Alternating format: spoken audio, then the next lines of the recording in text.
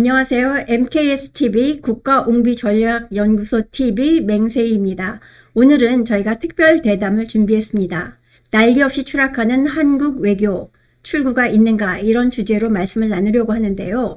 외교라고 하는 것은 한마디로 얘기하면은 한 국가가 평화적으로 다른 국가와 관계를 맺고 유지하고 발전시키는 모든 행위를 말하는데 그 목적은 국가의 안보와 이익이 되겠죠.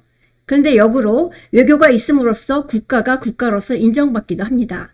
그런데 문정권 들어서 우리나라 외교가 실패를 넘어서 실종되었다, 파탄났다, 폭망했다라는 비탄의 목소리가 들립니다.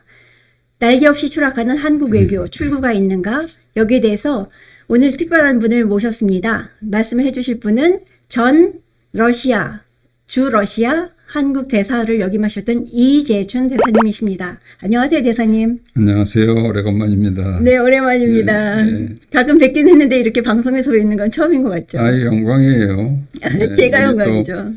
민계식 회장님이 하시는 이 MKS 이 연구소에서 이렇게 만나뵙게 돼서 아주 영광으로 생각합니다. 벼르다가 바쁘신 대사님 겨우 제가 이렇게 모셔왔습니다.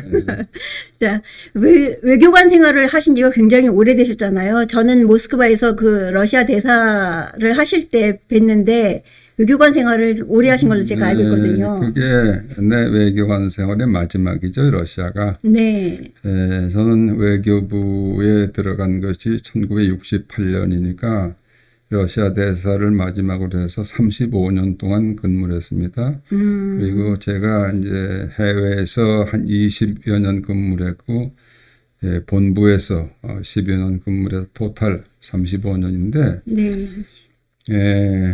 본부에 있을 때는 이제 물론 젊은 외교관으로 시작해서 사무관, 서기관, 과장, 국장, 차관보 이렇게 쭉 거쳤고, 밖에서 근무할 때는 제가 일본에 주로 많이 근무를 했고, 미국에서도 근무를 했고, EU에서도 했고, 러시아, 그다음에 저 아프리카에서도 근무를 했기 때문에 지금 생각해보면 다 그냥 지나간 얘기지만은 그 젊은 이 혈기에 그 정성을 쏟아서 대한민국의 국익을 위해서 나름대로 최선을 다했다 그런 자부심을 가지고 있는데 우리 맹세희 실장 만난 거는 마지막에 만났구만요. 네. 그때 저 개인적으로도 많은 도움을 받아서 참 대사님이 국민 하나하나를 국가를 대신해서 돌봐주시는구나. 그래서 굉장히 제가 감명을 받았었고요. 지금까지도 그 은혜가 잊혀지지 않고 있거든요. 자, 저희가 이제 여기까지 이야기를 하고 본론으로 들어가겠습니다. 네. 지금 문재인 정권의 국정, 총체적인 난맥상을 보이고 있는데요. 그 중에서도 가장 심각한 것이 외교 부재, 외교 고립, 이 문제라고 할 수 있거든요. 지금 세계 각국이 백신 구하기 전쟁을 벌이고 있는데 이 백신을 구하는 백신 외교에서마저 밀리고 있어서 우리나라 백신 접종률이 OECD 37개국 중에 35위, 그리고 전 세계적으로도 100위권에서 지금 맴돌고 있다고 그래요. 지금 이런 난맥상을 보이는 그 청와대와 외교부의 외교 능력, 외교 부재를 보면서 우리나라 외교의 현주소를 이렇게 보게 되는데 이 외교 부재의 원인이 어디 있다고 보십니까? 아이고, 아주 좋은 질문이면서도 어려운 질문인데. 지금 많은 사람이 전반적인 국정의 난맥상에 대해서 지금 개탄하고 한숨 짓고 있잖아요. 희망이 없는 것 같고. 그런데 저는 외교관을 한 사람으로서 특히 이 외교 안보 분야에 대해서 우리가 국제적으로 완전히 고립당하고 있는 이 현재 상태를 보면서 참 많은 생각을 하게 됩니다. 그런데 아까 백신 말씀하셨지만은 지금 동맹국인 우리 미국은 백신이 남아 돌아가는데도 그렇죠.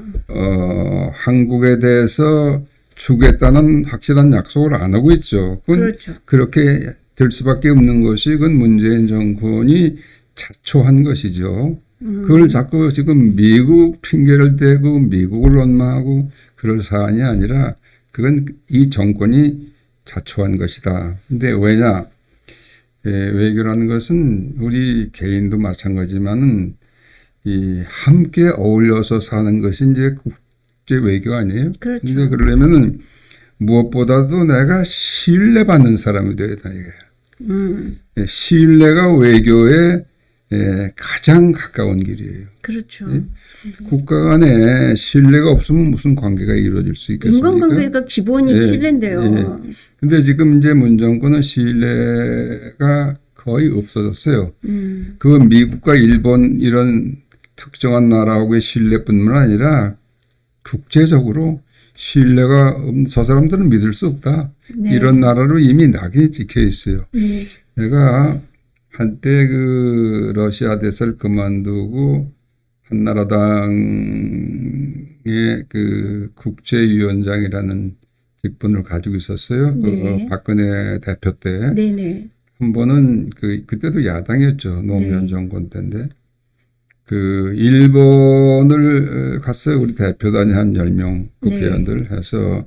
왜냐하면 야당이지만은 그 당시에도 노무현 정권이 너무 일본하고 이상한 관계를 맺어가지고 그렇죠. 어렵기 때문에 우린 야당이면서도 한번 일본의 자민당 정권하고 찬회를 유지하고 우리가 같은 가치관을 추구하고 있는데 우리 함께 협력하는 관계로 나아가야 된다. 그래서 내가 박근혜 당시 대표를 설득을 해가지고 이제 갔는데 그때 일본에는 고이즈미 총리가 총리를 할 때죠. 근데 그때 이제 그 얘기를 하는 중에서 그 무신 분립이라는 얘기가 같이 나왔어요. 네. 그 신뢰가 없으면 설 수가 없는 거예요.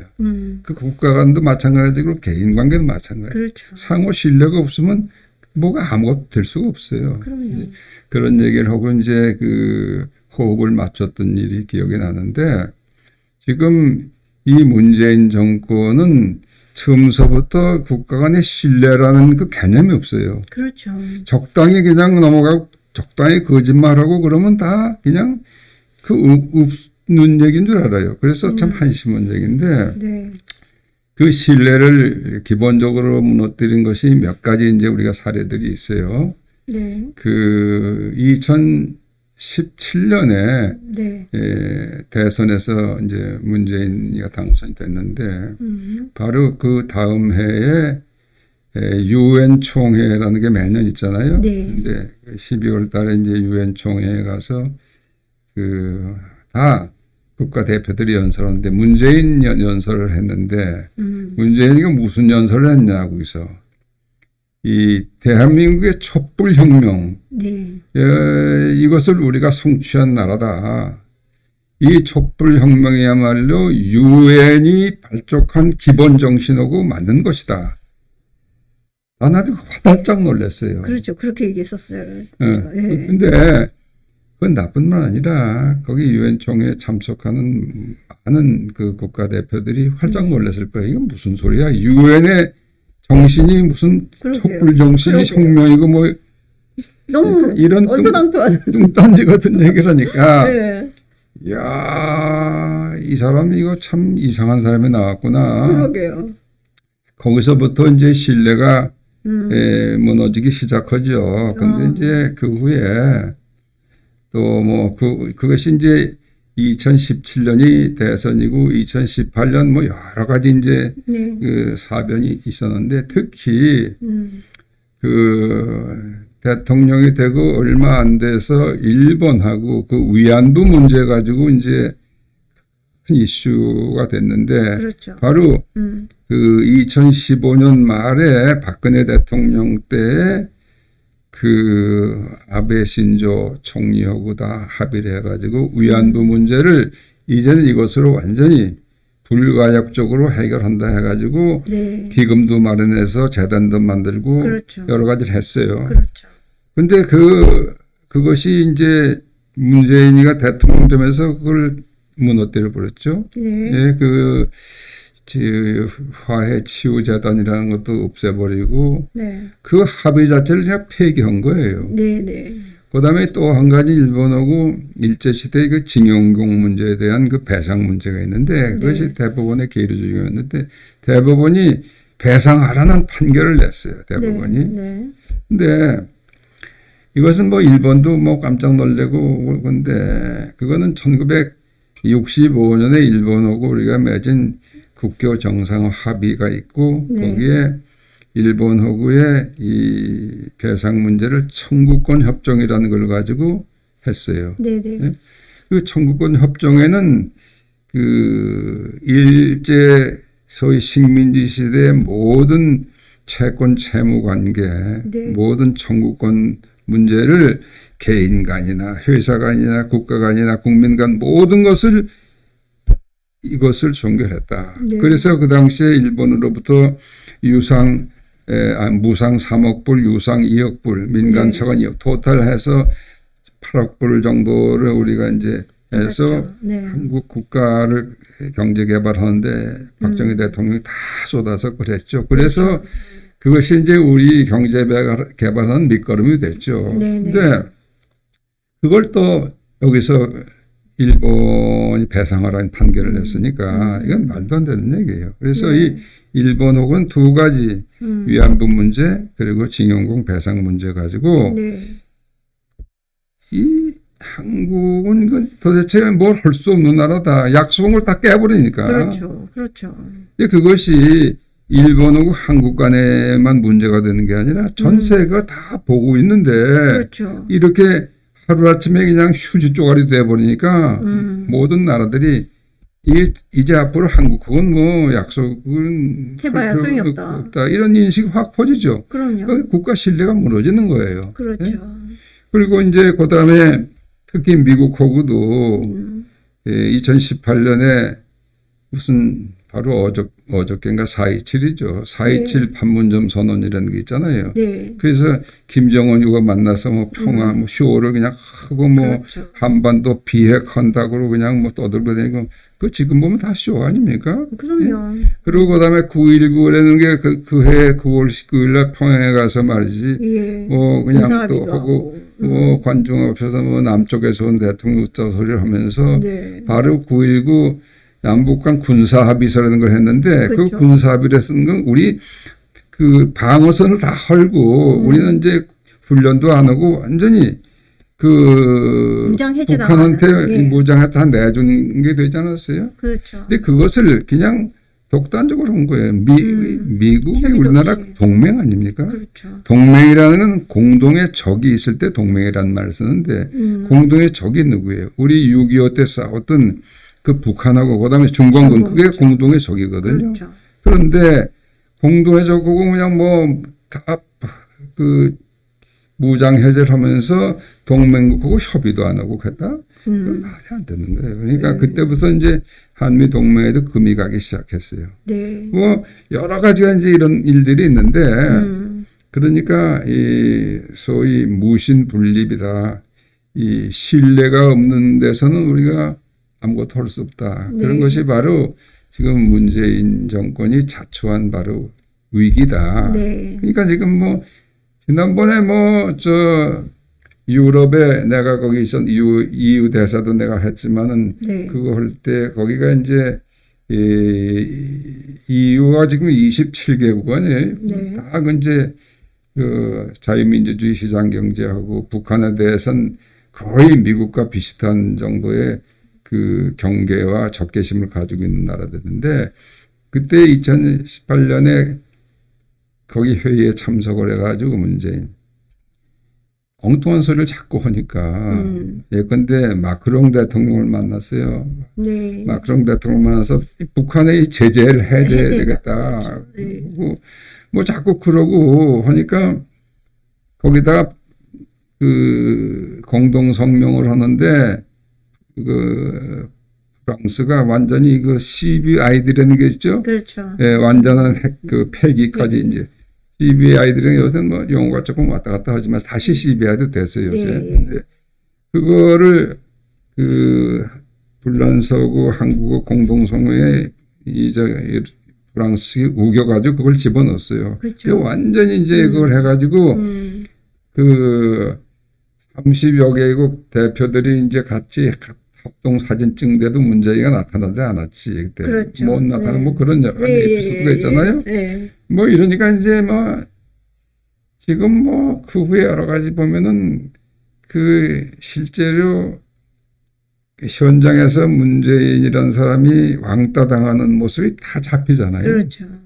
뭐 하여튼 그런데 그건 결국은 문재인이라는 사람 그리고 주사파 정권이 자초한 것이다. 그 자초한 기본은 처음서부터 동맹이면서도 반미를 네. 말로는 반미라고 안 해요. 안 하죠. 행동으로 반미하고 또 반일하고 그럼 결국 반이란 뭐예요? 중국하고 친중. 북한은 그쪽 친북. 신북하고 종북인지 친북인지 하여튼 그렇죠. 예. 예? 종중하고 예? 친중하고 뭐 이런 걸로 하니까 이게 완전히 이제 신뢰가 없어졌다. 예. 뭐 문재인 정권은 친북 정권, 종북 정권, 친중 4대 친중 정권이라는 그렇지. 얘기들을 많이 하잖아요. 네, 그래. 문재인 정권이 4년 동안 한 일은 김정은 대변인 역할을 한 것밖에 없다는 극단적인 평가들도 하고 있는데요. 북한 핵 문제 해결하기 위해서 뭐 남북 관계를 재설정해야 된다. 그러면서 뭐 미북 그 정상회담에 막 매달려 왔었잖아요. 그동안. 그런데 실패했어요. 그 실패 원인이 뭐라고 생각하세요? 참 그게 지금까지도 오늘 현재까지도 그 망상을 버리지 못하고 있어요. 그러니까 결국은 김정은이 하고 당신 트럼프 대통령하고를 그렇죠. 여기는 이 말하고 여기는 이 말하고 양쪽을 다 속여가지고 이렇게 만나는 것을 주선하겠다. 자기들이 이제 소위 중매쟁이를 한 거죠. 거강꾼을 한 건데 거강꾼이라는 것은 그거 성립이 되려면 내가 어떤 사람 그 중매를 쓰잖아요. 그러면 신랑 측이나 신부 측에서 다 신뢰를 받아야 되는 거예요. 그럼요. 네. 근데 그거를 둘을 다 속이는 걸로 하면 그 금방 깨지는 거죠. 그럼요. 근데 이건 스타트부터 다 속이고 한 거라고요. 근데 그 2018년 3월 달에 정의용이가 그 당시에 이제 청와대 안보실장이라고 그랬고 네. 서훈이는 이제 국정원장 그런데 이거 두 사람이 갔죠. 가서 3월 달에 가서 김정은이 만나고 그래서 이제 와가지고 뭐라면 한반도 비핵화 약속을 했다. 네. 나는 그 당시부터도 한반도 비핵화라는 말이 성립 안 되는 거 원래가 그 한반도 비핵화라는 거는 우리가 이미 1992년 남북 그 비핵화 공동선언이라는 걸 한 일이 있어요. 네. 그 당시에는 이제 그것이 그 노태우 정권 말기인데 했어요. 그래서 그거는 이제 전부 양쪽에서 핵을 없애는 그래서 우리는 미군이 가지고 있던 전술핵도 다 철수시키고 핵이 없어요. 근데 저놈들은 뭐냐 하면은 그 조선반도의 비핵화라는 개념은 자기들이 핵을 없애는 것이 아니라 한국에 와 있는 미군도 철수를 하고 미군이 가지고 있는 핵무기 장비 그런 거 다 철수하고 미군도 나가라. 그래야만 그렇죠. 조건이 된다 하는 그건데 그건 그때부터도 우리가 그 주장을 잘 알고 다 한 건데 정의용이가 그건 우리 외교부 우리 좀 후배지만은 그 사람은 원래 핵 문제를 다뤄보지 않은 사람이에요. 그 사람은 이제 경제 통상 문제 좀 하는 사람인데 그 사람 그래도 공부를 했으면 그럴 건 아닌데 거기 가서 한반도 비핵화 얘기를 하고 여기서 한국 국민들한테도 그걸 팔아먹고. 그 다음에 또 이제 워싱턴에 가가지고 트럼프 대통령 직접 만나가지고, 김정은이가 비핵화하기로 했다. 이렇게 그게 양쪽을 다 속이는 거예요. 네?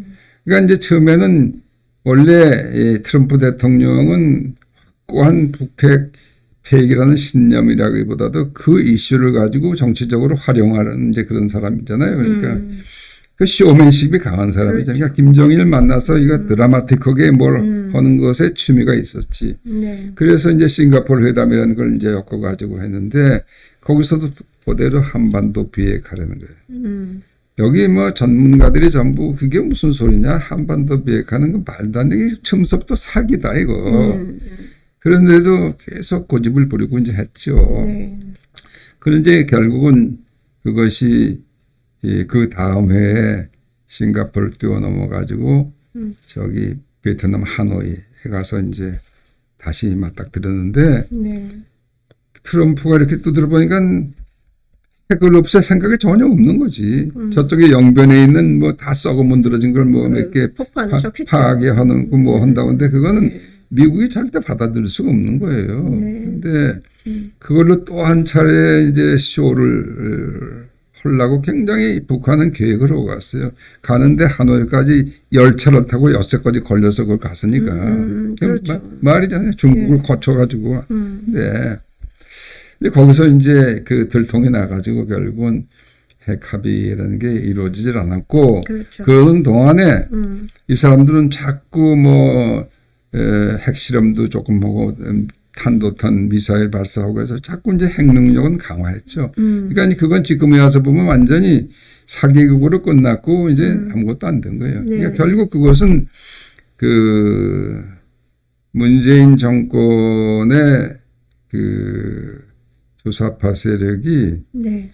그 미국을 우습게 본 거라고 그럴까 또 하여튼 양쪽을 다 속여가지고 뭘 하려고 하는데 그것이 실패로 끝난 거죠. 그 80년대 전대협 세대 운동권들이요. 그 반미 주사파 운동하면서 그 미국을 이렇게 어떤 타도의 대상으로 봤잖아요. 그렇지. 그러고선 자기네들이 집권하면 그것을 할 수 있다. 그때 그 운동권 사람들이 잡혀와 갖고서 한다는 얘기가 우리가 집권하고 세상이 바뀌면 각오해라 두고 봐라 막 이런 식으로 협박도 했다고 그러더라고요. 그래서 어쩌면 지금 뭐 적폐청산이라는 이름으로 그런 일들을 하고 있는 건지 모르겠는데 그거는 그거 정치는 정치라 치더라도 외교는 국가 전체의 존망이 달린 거잖아요. 한번 망가지면 수습하기가 어려운 건데 네. 그거를 지금 파기하고 있는 거죠. 안 그래도 우리나라 그 70년 발전의 밑거름이 된 것은 초석이 된 것은 한미 동맹 그리고 한미일 삼각 안보 체제 이런 것들이잖아요.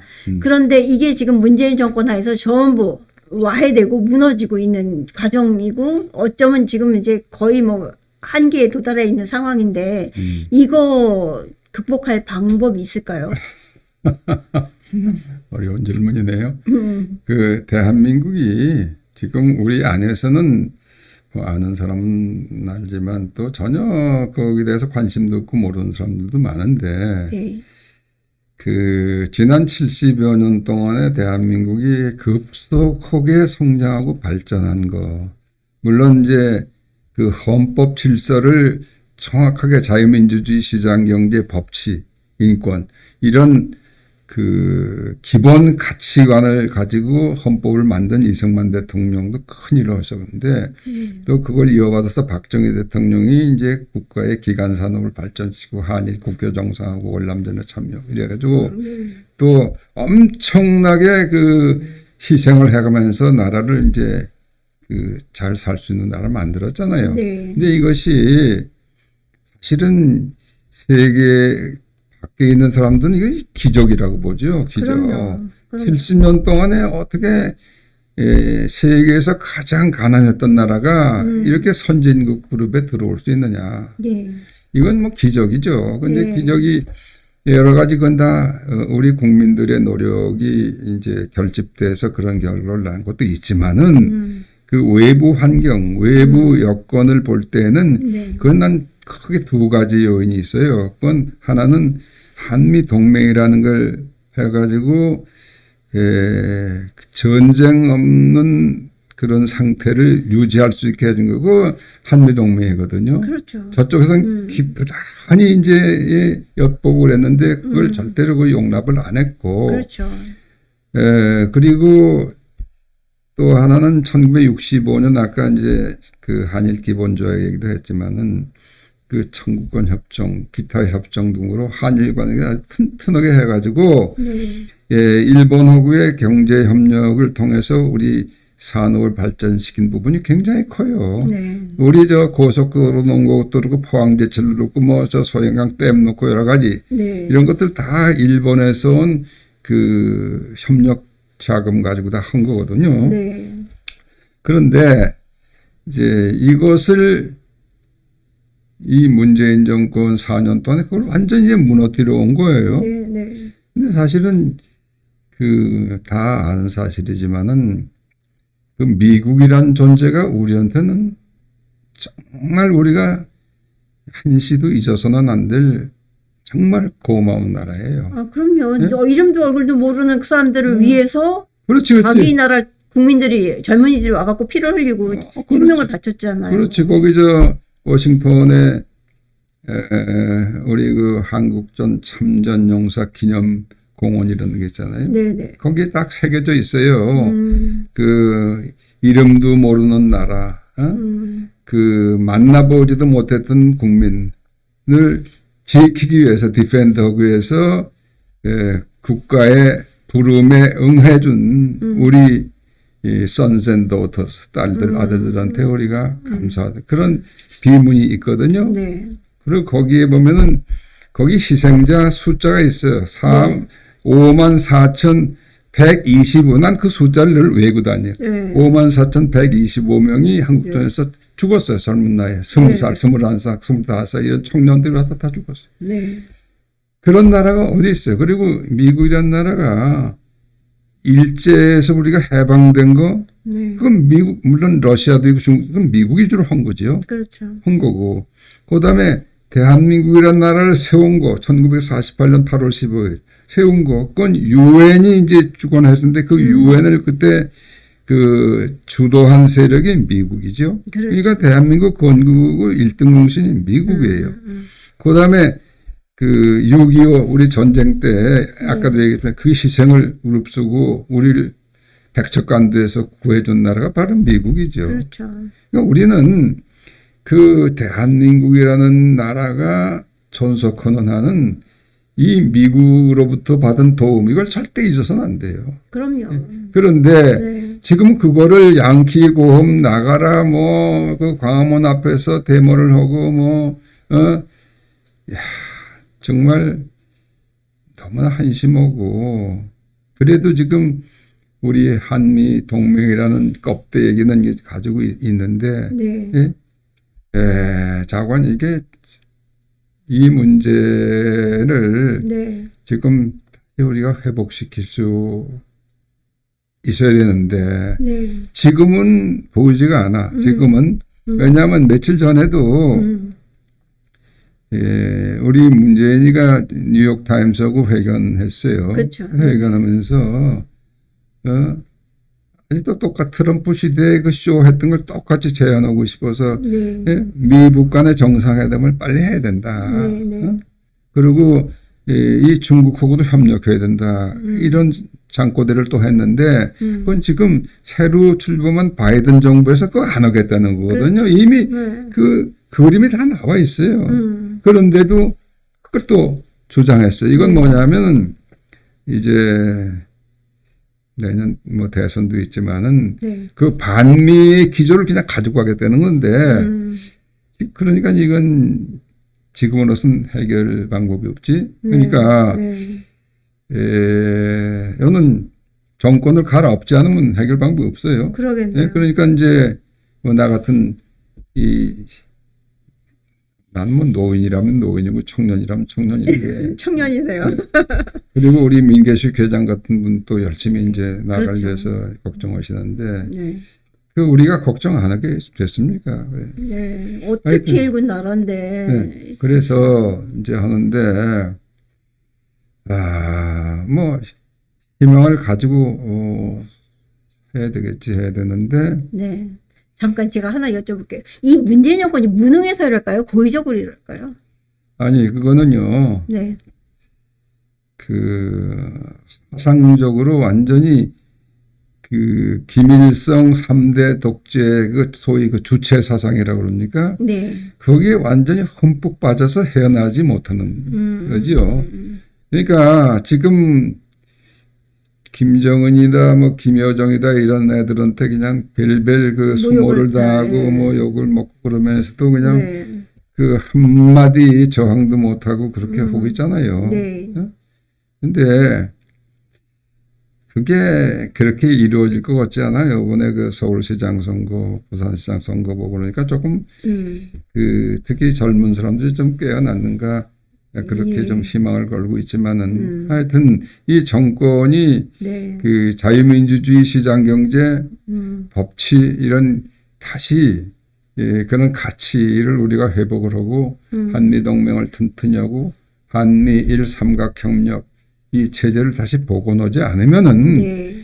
그 우리는 정말 희망이 없어요. 그게 이제 딱 깨지면요. 결국 중국의 속국이 되는 거예요. 지금 요즘 이 한반도가 예, 중국의 사성화된다 그런 얘기들이 그렇죠. 있어요. 그렇죠. 지금 동북 삼성이 있잖아요. 중국에. 네. 근데 이 한반도도 거기 하나 성으로 이제 그것이 중국이 노리는 수인데 네. 지금 이 애들은 거기 그냥 빠져들어가고 있으니까요. 네. 그래서 최근에 그 강원도에 차이나타운 만드는 게 무산이 됐잖아요. 그렇지, 그렇지. 그 제주도에 제가 가보니까 어마어마한 차이나타운이 만들어져 있는데 이게 중국인지 한국인지 헷갈리더라고요.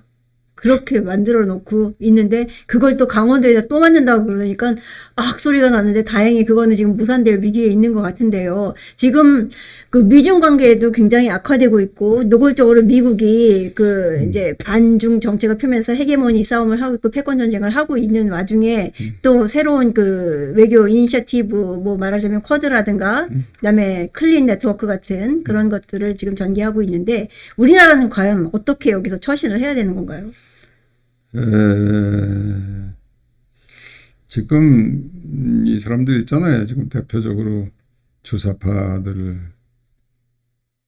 그 사람들이 다 친중 거기에 경도돼 있어요. 경도돼 있고 그런데 예, 우리는 지금 아까도 말씀드렸지만은 한미 동맹이라는 거. 동맹이 뭐예요? 공통의 적이 있을 때 그 동맹이 성립하거든요. 그렇죠. 예. 그러면은 공통의 적이 누구예요? 북한이요. 북한이고 중국이에요. 중국이요.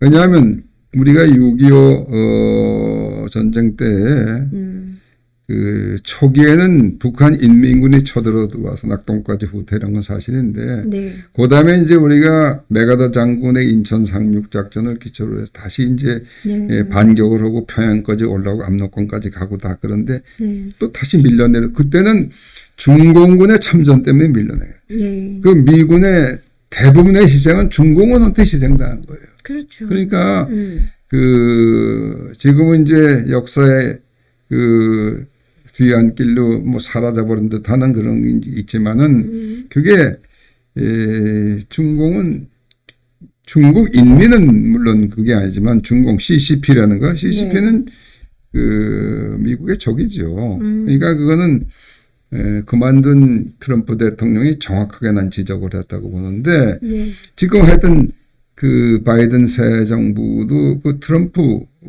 그것을 이제 이어받은 것 같아요. 그렇죠. 중국과 이제 대결로 가고 있는데 네. 이게 여러 가지 아까도 얘기하는 그 뭐 그 클린 네트워크도 있고 네. 쿼드도 있고 뭐 또 인도 태평양 인도 태평양 전략 그런 것이 다 거의 개념이 비슷비슷한 건데 네. 아직 구체적인 건 뭐 한다 그건 나오지 않았지만은 네. 이 느슨한 형태의 동맹화를 하는 것이 바로 그런 아이디어예요. 그건 뭐냐면 그 대적은 중공이에요, 중공. 그렇죠. 중공이라는 나라는 아니 요번에 그 우리 아카데미상 수상 누가 했죠? 윤여정 씨. 그런데 중국의 유명한 사람이 또 그 상 탔잖아요. 네. 그거는 중국이 전혀 보도조차 안 하잖아요, 지금. 예. 그런 나라죠. 그러니까 뭐 인권이다, 법치 이건 다 없고 중국 공산당 체제가 전 세계를 지배하겠다는 그런 야욕을 가지고 나가는 그룹인데 네. 거기에 대해서 미국이 이제 그 단기전으로 그걸 뭐 해결할 수는 없지만은 장기적으로 이제 그렇게 자유진영하고 공산진영을 갈라서 지금 대처를 하고 있는데 네. 우리가 거기서 중립을 지키겠다는 거 아니야? 여기도 좋고 저기도 좋고. 예? 그 불가능한 걸 지금 하겠다고 하는 거거든요. 그렇죠. 마치 중도 찾는 것처럼 그치. 중도가 뭐냐, 정체가 있느냐. 그래서 네. 그 우리가 그렇다고 해서 중국하고 다시 적대 관계가 그러자는 아니에요. 그렇죠. 우리는 이 그룹에 속해 그 미국이 주도하는 그건 가치 동맹이 일종의 하나의 가치 동맹. 그렇죠. 가치 동맹에 서야 돼요. 우리가 중국 공산당에 쓸 수는 없는 거예요. 그러니까 이웃이기 때문에 우리가 경제적인 거래는 어느 정도 해야 되고 문화적으로 거래는 그거 하지만은 네. 그 국가 안보 그리고 가치 이쪽엔 분명하게 여기 이쪽에 서야지. 네. 근데 그걸 지금 어물어물하고 이제 그렇게 해서 뭐 할 것처럼 하는데 그건 성립이 안 돼요. 그건 이제 큰 코다치가 돼 있어요. 그러니까 이번에 이제 5월달에 뭐 워싱턴에 간다고 그러잖아요. 네. 이제 네. 그거 뭐 무슨 얘기를 뭐 가서 뭐 백신 구걸하겠다는 얘기도 뭐 다 있는데 네. 그게 중요한 게 아니라 바로 이 코드 같은데 우리가 들어가야 돼요. 그렇죠. 코드라는 게 이제 4개란 뜻 아니에요? 네. 근데 그 펜타라는 건 5개죠. 5개. 한국이 들어가서 펜타를 만들 수도 있어요. 그럼요. 왜냐하면 그 우리나라는 영토는 뭐 적지만은 지금 코드하고 있는 미국, 일본, 호주, 인도. 근데 인도도 크고 호주도 크고 다. 그렇죠. 일본은 뭐 우리도 조금 큰 거지. 그러니까 우리가 가치를 볼 때 그 일본이 차지할 수 있는 그만한 가치가 우리가 충분히 있어요. 그렇죠. 전략적인 가치가 굉장하죠. 전략적인 가 중국. 우리가 다 중국을 큰 나라라고 그러지만은 우리가 사실 그 미국하고 같이 하면은 중국이 뭐가 커? 그럼요. 우리가 미국하고 같이 하는데. 그럼요. 그러니까 그런 이제 그 전략적인 선택을 우리가 빨리 해야 되는데 내가 볼 때는 문재인 정권이 뭐 그거에 1년밖에 안 남았지만은 존속하는 날은 하는 근데 어려울 것 같아요. 하는 사고 방식이. 그 한중 관계 좀 문제를 좀 더 구체적으로 얘기하면 어떤 것들이 있을까요? 우리 저 맹세희 우리 실장이 뭐 국제 정세를 많이 아는 것 같아. 내가 보니까 러시아에서도 있었고, 네. 관심은 있어요. 근데 그 중국에 우리가 제일 처음에 이제 그 단추를 잘못 낀 게 뭐냐 단추. 거의 삼불합의라는 게 있잖아요. 삼불합의. 그 뭐냐면 그게 사드가 이제 사드 성주에 지금 거 사드를 더 이상 배치 안 한다. 그 다음에 MD라는 게 있어. 미사일 디펜스. 미사일 방어 체제. 그게 이제 미국이 나토도 하고 있고 일본하고도 다 같이 하는 그게 지구적인 시스템이거든. 그렇죠. 그래서 그거를 나는 옛날부터 그거 우리가 해야 된다고 주장한 사람인데 그건 안 하겠다 딱 이렇게 못을 박았고 그리고 뭐 여기 저 김대중 때부터 무슨 뭐 한반도의 지형의 특수성에 비춰서 뭐 KMD 코리아 그 미사일 디펜스 이상한 걸 뭐 그건 택도 없는 얘기예요 지금. 그거 안 하겠다. 또 하나는 이제 한미일 삼각 안보 동맹은 안 하겠다. 그것도 큰 시각을 가지고 보면 그게 꼭 이제 앞으로 코드가 되면 그거 다 필요한 거예요. 근데 이걸 안 하겠다고 약속을 해버렸어. 근데 그 약속을 한 것은 완전히 대한민국의 외교 주권을 중국에 넘겨준 거나 마찬가지. 그걸 강경화가 외교장관을 할 때 이제 그런 약속을 해버렸는데 이게 근데 거기에 그뿐만 아니라 그 후에 일어난 여러 가지 현상을 보면은 이건 완전히 그 옛날 청나라 명나라 시대로 되돌아간 것 같은 느낌이야. 저 문재인이가 2018년인가 중국도 갔잖아요. 가서 뭐 혼밥도 먹고 뭐 두드러 맞기도 하고 뭐 여러 가지 했는데 거기 가서 중국 칭찬을 뭐 했냐. 중국은 큰 산인데 우리는 조그만 봉우리다. 그렇죠. 그리고 중국몽을 우리가 함께 같이 꾸겠다. 가꾸겠다. 근데 이건요. 대통령이 할 수 있는 얘기가 아니죠. 중국몽이라든지 뭐 무슨 봉우리고 이런 거 그거는 결국 그건 반미고 반일이 그거 자체가. 그렇죠. 그러니까 그런 걸 뭐 여기서는 뭐 어쩌고 저쩌고 하지만은 이게 거기서부터 이제 그 반일 반미 자세는 이제 뭐 완전히 이렇게 된 거로 돼 있어. 미국이 보기에는 뭐 확실하죠. 근데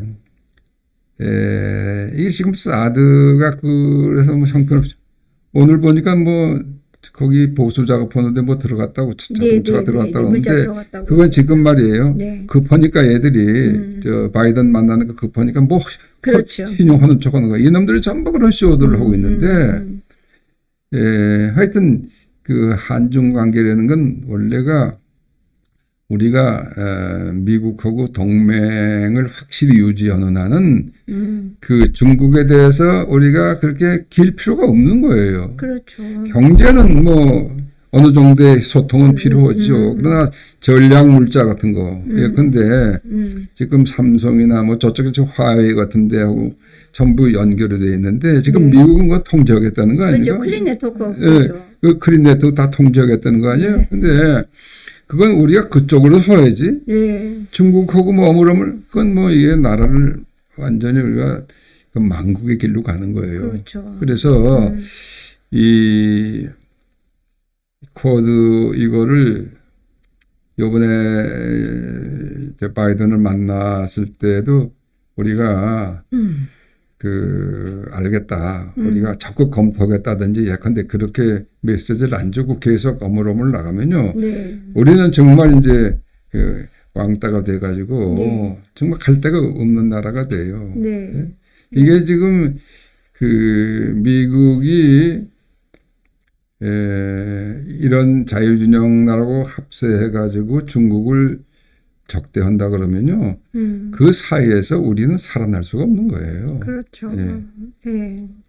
지금 뭐 그 강경화 외교장관 하셨던 그분 말씀하셨는데 그분이 외교관인가요?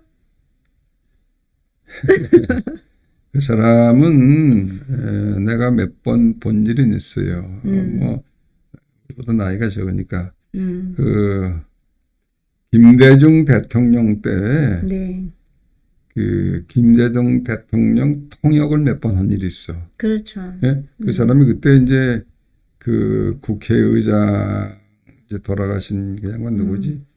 그 양반 그 국회 그 비서관으로 하다가 영어를 잘해요. 영어를 잘하는데 그래서 이제 대통령 통역으로 추천했는데 그 후에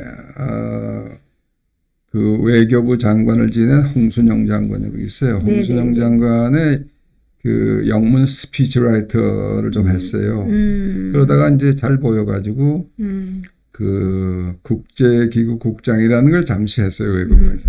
그러다가 이제 유엔에 가가지고 이제 유엔에 주로 이제 인권 관련 그 부서에서 해서 차장보 정도의 계급까지 올라갔는데 그 사람은 뭐 영어는 잘하고 그러지만은 이런 핵 문제라든지 이런 기본 한미 동맹 문제라든지 한미일 삼각협력 문제 이런 데는 전혀 영어 잘한다고 외교장관 시켰으면은 통역관들이 외교 제일 잘하겠네요. 글쎄, 그렇죠? 그러니까 그거는 뭐 거기서는 기대할 게 없는데 그 사람 결국 그 문정인이 그 밑에서 그냥 놀았지. 근데 처음서부터 그런 사람을 외교부장을 시켰어요. 외교부 제대로 똑똑한 사람이 많잖아요. 있으면은 이거 주사파들이 하기 어렵단 말이야. 그러니까 그런 사람 안 친 거예요. 근데 요번에 뭐 정의용 장관 뭐 이렇게 온 거 보면은 그건 또 아까도 얘기했지만 핵 문제 전혀 모르는 사람인데 하여튼 그래서 지금 그냥 예스맨이지 그렇게 해서 하는 건데 그 사람도 지금 이제 벌써 지난번에 2+2 여기 왔을 때 우리 블링컨하고 뭐 그 오스틴 이런 국방장관 2+2 왔을 때도 보면은 뚱딴지 같은 소리만 하고 전혀 지난번에도 한미 동맹이죠 호흡을 못 맞췄거든요. 예. 그러니까 이제 그 외교를 제대로 하려면 물론 이제 기본적으로 그런 가치도 중요하고 네네. 신뢰 중요하고 그런데 그 인사가 아주 중요하죠. 그렇죠. 인사 중요한데 네. 지금 보세요. 아까 얘기한 강경화도 그렇고 정의도 그렇고 뭐 지금 뭐 국정원장 하는 뭐 박지원이도 그렇고 네. 뭐 통일부 그 다 외교안보 분야인데 네. 이인영인가 그거 네. 그것도 뭐 서훈이도 그렇고 누구야 서욱이 국방장 다 그들 주사파화돼 있어 지금 다. 그렇죠. 네? 근데 멀쩡했던 사람들도 이 정권에 들어가면 다 이상해져요. 왜 그래요? 글쎄, 그러니까 네. 내가 정말 저기 미국에 지금 이제 뭐 트럼프 때도 그랬겠지만 지금 신정부도 역시 그 신정부는 오히려 한미 동맹을 더 중요하게 여기고 있잖아요. 그리고 그 한미 동맹을 강화하기 위해서는 지금 일본과의 한일 관계가 먼저 복원이 돼야 된다 하는 입장을 내보이고 있는데. 네, 네. 네 그래요. 근데 네. 그거는 상당히 바람직한 방향이죠. 예? 그 트럼프 행정부 때도 사실 한일 간에 삐걱삐걱해가 여러 가지 이제 많이 일들이 벌어졌는데 네.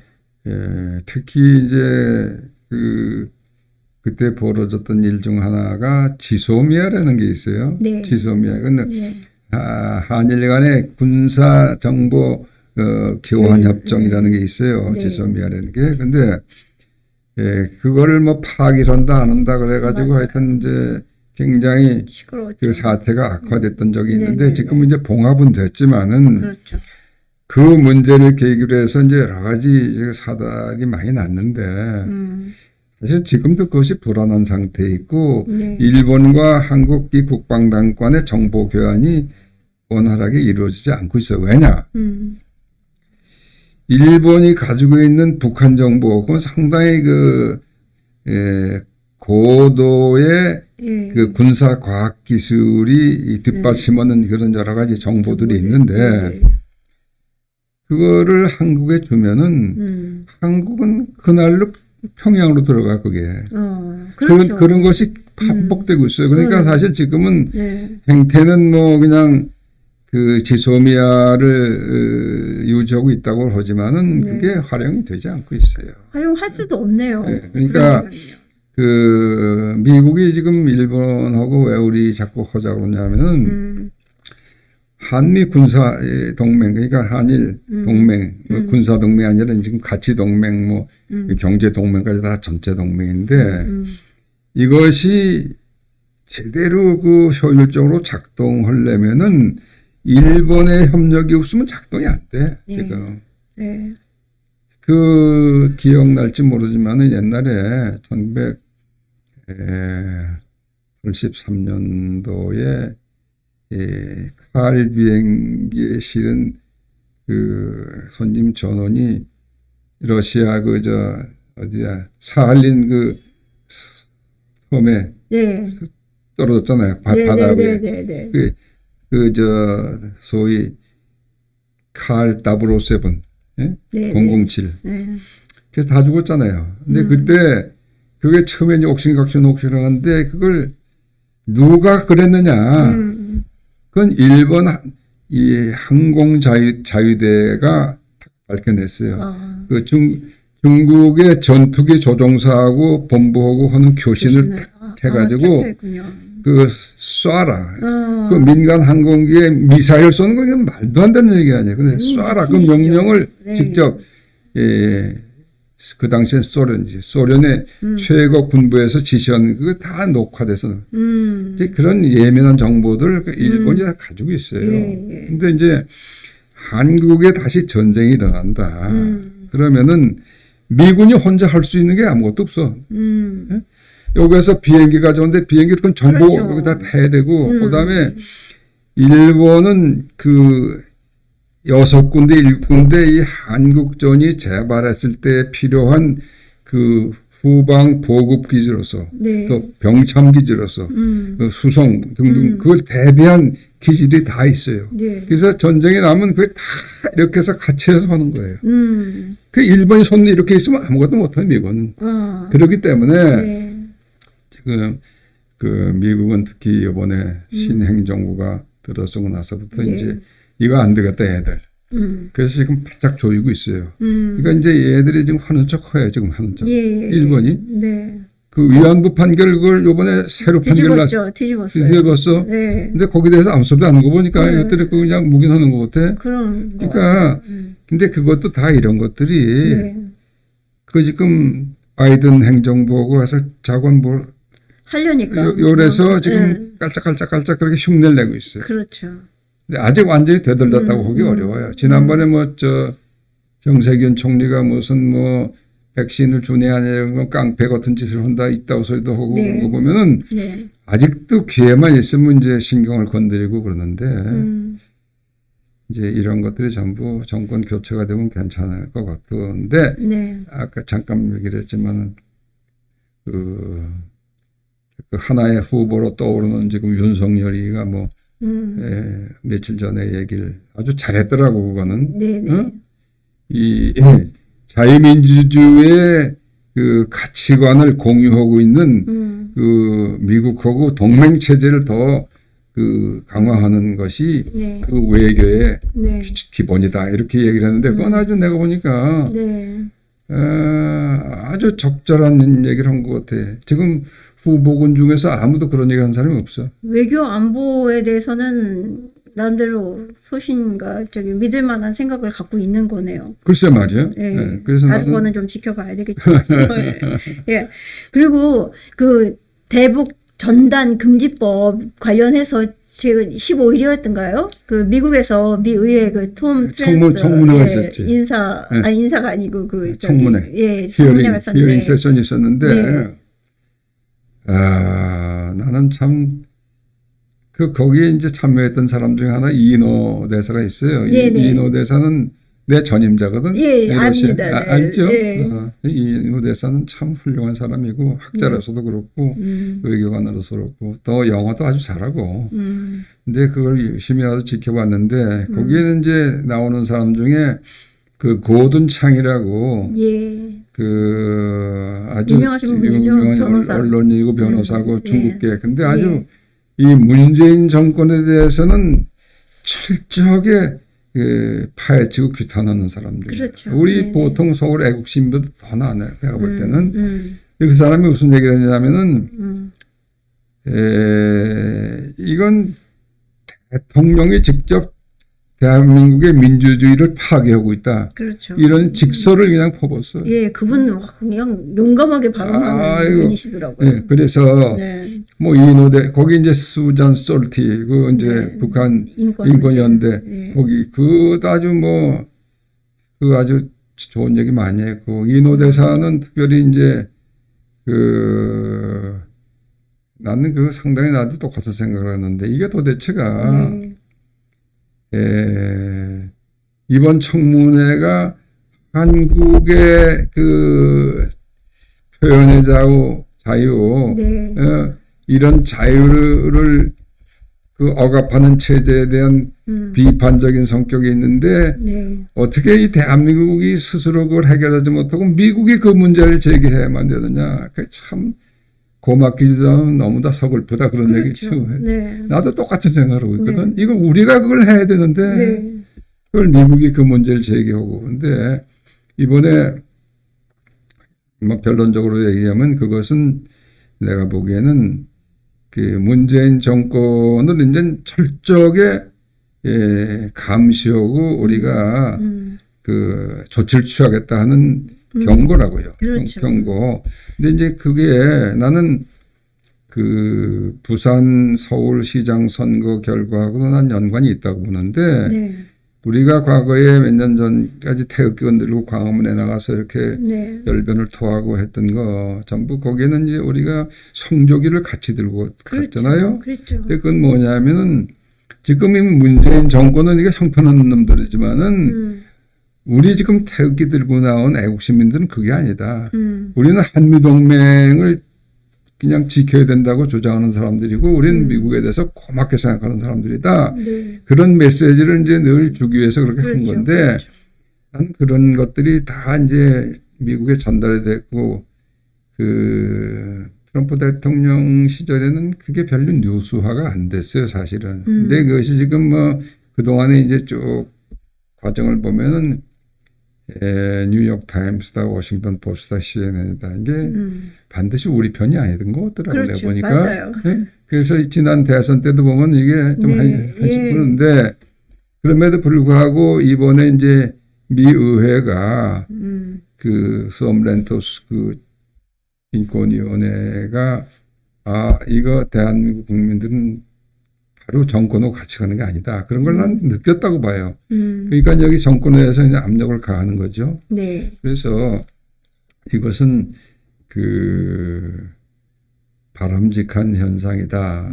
우리가 그 퇴직한 외교관들 모임이 있어요. 근데 벌써 한 8차례, 9차례 이제 필요할 때 그 성명을 내고 선언도 저도 기억하고 있습니다. 근데 네. 거기에 우리가 작년에 어떤 얘기를 했냐면은 우리 우방국들한테 우리가 어드바이스 한다. 지금 대한민국을 사랑하는 보통 우리 시민하고 이 정권하고를 분리해다오. 그러니까 그런 얘기들을 거기서 했는데 그렇다고 우리 가슴 치면서 그런 얘기를 했어요. 그러니까 이제 그 일본도 미국도 너희들은 문재인 편이 되지 말고 우리 태극기 든 사람 편이 되라. 이제 그런 얘기를 한 건데. 그렇죠. 이제 그런 것들이 이제 어느 정도 미국의 그 국민들한테도 정부 관계자한테 스며드는 것 같아요. 그래서 나는 그건 희망이 있다. 네. 그렇게 생각하고 있죠.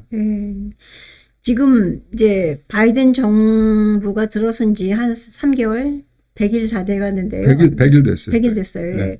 그러면은 이 정권 변화로 인해서 국제 질서, 외교 관계 이런 데 변화가 클까요? 글쎄요. 그 이제 그 외교라는 게 이게 급변하기는 좀 힘든데 지금은 지금 두 가지 상황이 겹쳤어요. 뭐냐면은 하나는 그 코비드 19 그 팬데믹, 그렇죠. 예? 이 우한 폐렴 이게 전 세계적으로 확장이 된 거. 네. 그게 기원이 어디예요? 중국 아니에요? 중국이죠. 그래서 중국에 대해서 지금 이게 그 규탄의 목소리가 세계적으로 퍼져 있어요. 그렇죠. 그렇지 않습니까? 네네. 반중 정서가 굉장히 강하잖아요. 우리만 좀 이상하게 이제 그렇죠. 자꾸 중국을 감싸고 든단 말이에요.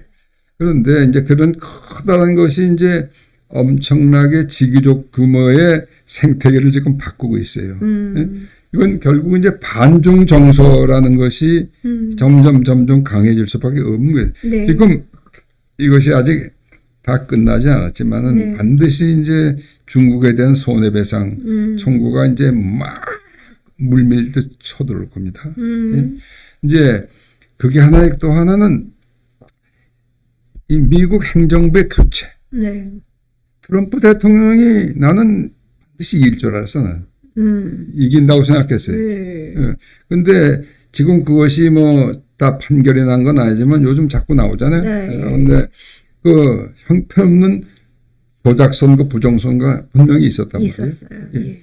근데 그러면서 이제 미국의 이 문화계, 언론계가 나도 요번에 많은 걸 느꼈는데 네.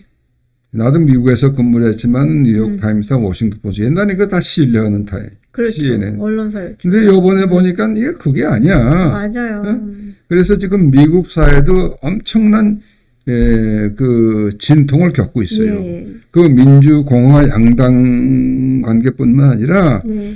이 언론도 지금 완전히 분리가 돼 있잖아요. 예. 이거 완전 적대감을 이제 가지고 있어요. 요즘 나오는 그 뉴스메스트라든지 무슨 에포크 타임스 이런 건 완전히 이제 예. 투쟁하는 거거든. 그럼요. 그래서 이제 이런 커다란 이제 그 변화가 있는데 이것이 결국은 국제 질서를 어떻게 갈 것이냐. 근데 그 이제 거의 지금 확실한 것은 이 팬데믹하고 미 대선 결과하고 그것이 전부 중국을 향하고 있다. 중국. 그래서 이제는 중국하고의 그 뭐 새로운 냉전이라고 그러지만 냉전 중에서도 아주 콜데스트 워 그런 걸로 갈 가능성이 상당히 많아요. 많은데 네. 이제 그러면 그 우리가 선택해야 될 길이 뭐냐 하는 건 나는 자명해요. 미국을 둘러싼 이 자유주의, 민주주의, 시장경제, 법치 이 세력이 뭉치는 것이 중국한테 진다? 뭐 역사가 끝나는 거지. 네. 그건 사실 네. 끝나는 거예요. 그러니까 우리 그 길이 거기 네. 그걸 걸면 그건 희망이 없는 거예요. 그러니까 우리는 이제 그 미국을 중심으로 해서 새로 생기는 이러한 그 뭐라 그럴까 새로운 그 집단 거기에 책임 있는 구성원으로서 우리가 활동을 해야 되고 그것이 바로 대한민국을 살리는 길이고 세계 전체를 살리는 길이다. 이렇게 생각하고 있죠. 네. 그러면은 지금 이제 이 냉전 가장 차가운 냉전이 시작될 수 있다 말씀을 하셨는데 이런 틈바구니에서 살아남기 위해서는 보통 외교 능력을 갖고서는 안 되잖아요. 그런데 외교 지금 고립, 외교 부재, 외교 폭망 상태에 있는 이 한국 외교 진짜 걱정스러운데요. 이걸 어떻게 극복을 해야 되죠?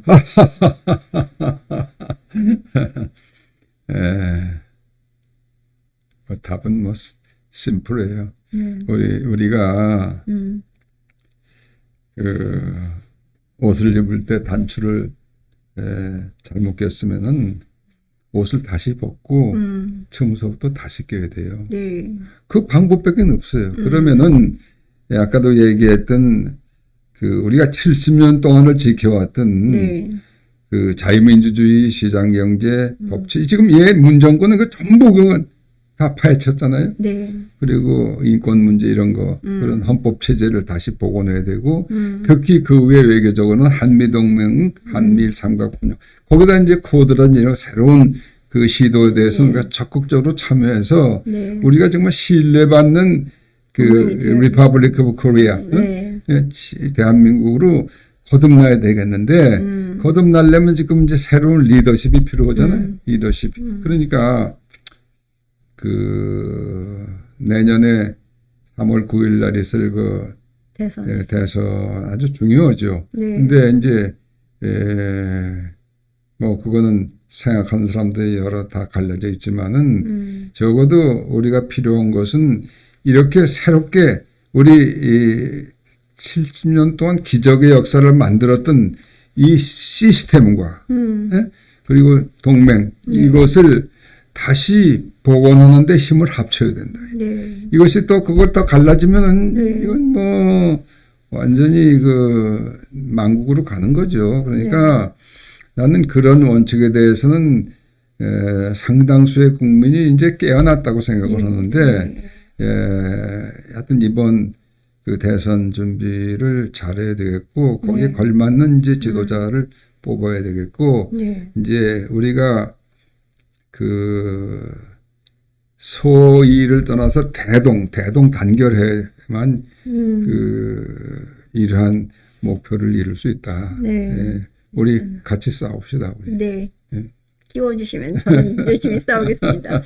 그리고 이제 제가 한 가지만 더 부탁드릴게요. 지금 이제 외교부의 대선배로서 정의용 그 외교장관 뭐 결국은 이제 문재인한테 하는 얘기가 되겠지만 한 말씀 해주시죠. 정의용 장관은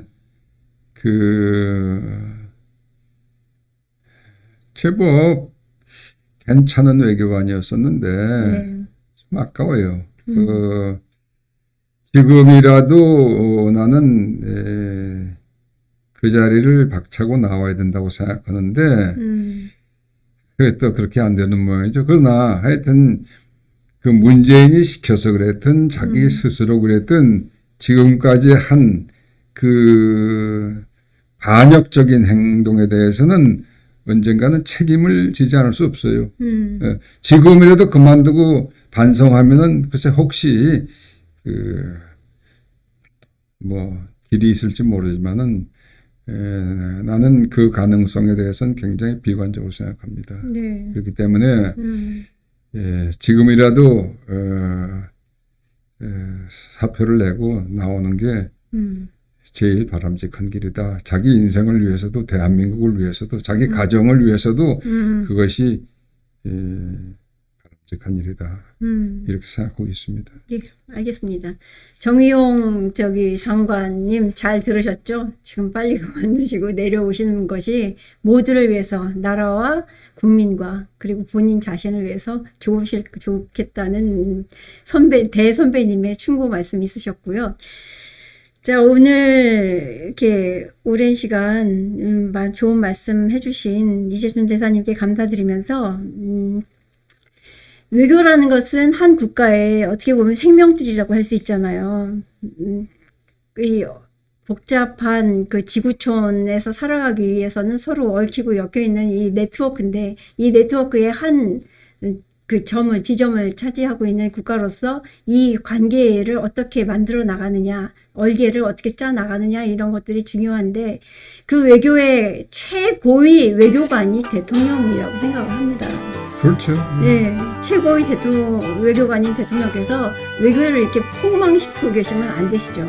그 자리에 지금 방금 말씀하신 대로 자격이 없으면 내려와야 되는 것처럼 그 자리에 있을 능력이 안 되시면 빨리 내려오시는 것이 바람직하다고 생각합니다. 저희 방송 오늘은 여기까지 하겠습니다. 감사합니다, 대표님. 고맙습니다.